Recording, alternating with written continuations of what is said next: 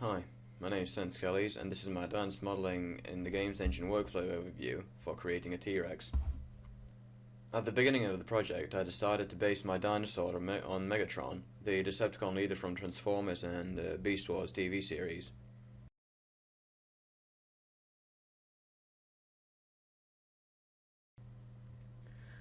I examined different images of T-Rexes from different mediums of the entertainment industry, such as movies, games, and also concept drawings.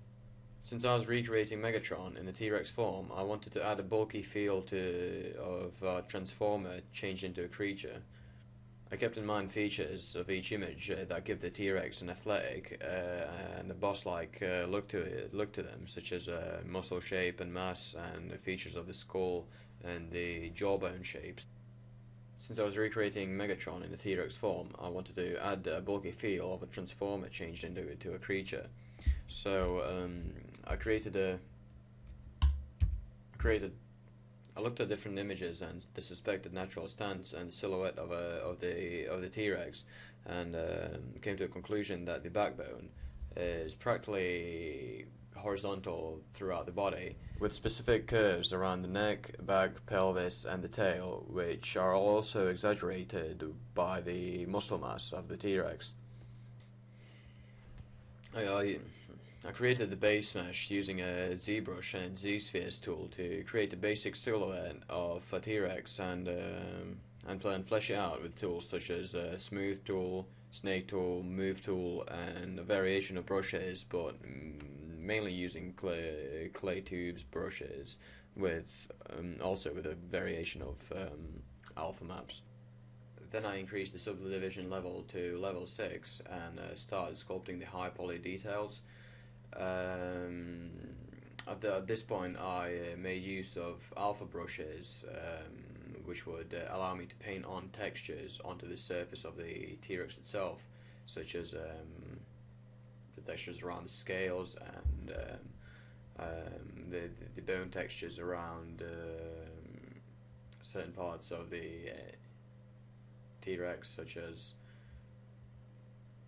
here and there. My PC could barely support the subdivision level, and I had to deal with a slight brush latency. But just like with the other issues in the project, I just had to tolerate it.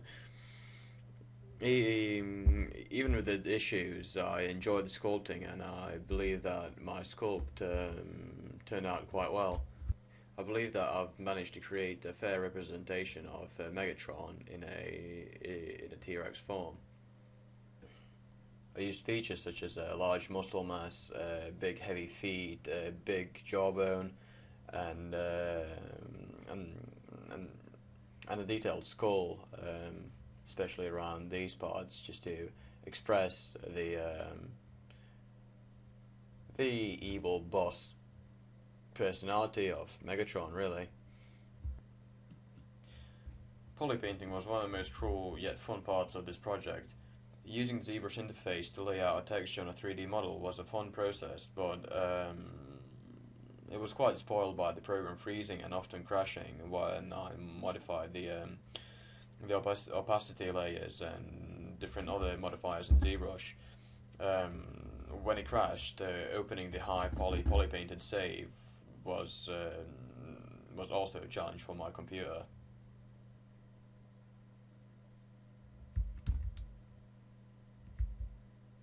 After the poly painting was done, I exported the texture out of ZBrush, placed it into XNormals alongside with my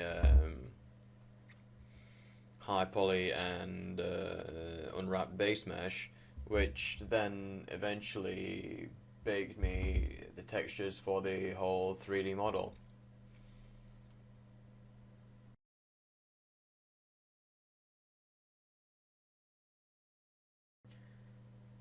The animation took too long, and due to the awkward way of managing bones, this was one of the most drawn out parts of the project, and probably one of the most fruitless ones. The animation was the animation took way too long, and due to the awkward way of managing bones, this was one of the most drawn-out parts of the project, and probably also one of the most fruitless ones. The animation was uncontrollably unmanageable, even after multiple times of rebuilding the rig. It just kept messing up, and I should have really kept risks like these and unpredictable problems in mind, and should have had some spare days of buffer time for problem where I could sort out problems like these. Well, eventually, after not getting anywhere for multiple days, this was the best animation I could get out of 3DS.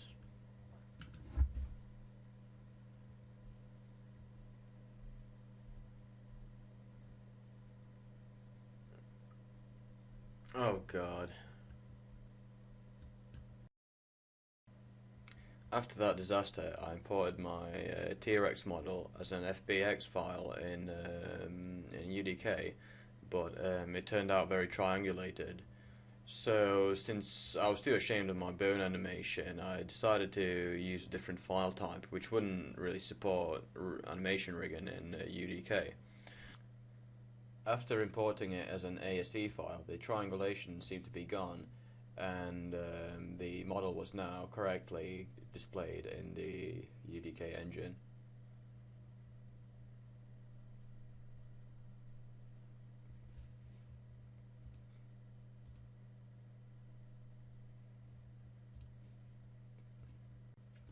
Compared to industry standard current gen models,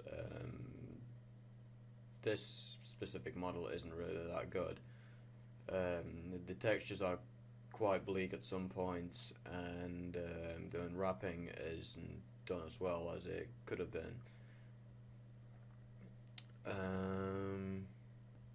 I'm still pleased with the silhouette of the T-Rex and the overall look of it, but once I look closer, I am not impressed at all.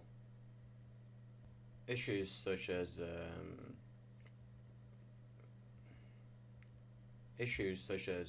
pixelation, visible seams, and blurry textures are also quite common in the industry. As you can see, there's a seam on the side of a jaw of a dinosaur, which is in the same exact position as mine, and also clearly visible, but mostly at close distances. And you can also see the effects of a better specular map than mine in action. Here's another example of pixelation in some of the other industry T-Rexes and dinosaurs.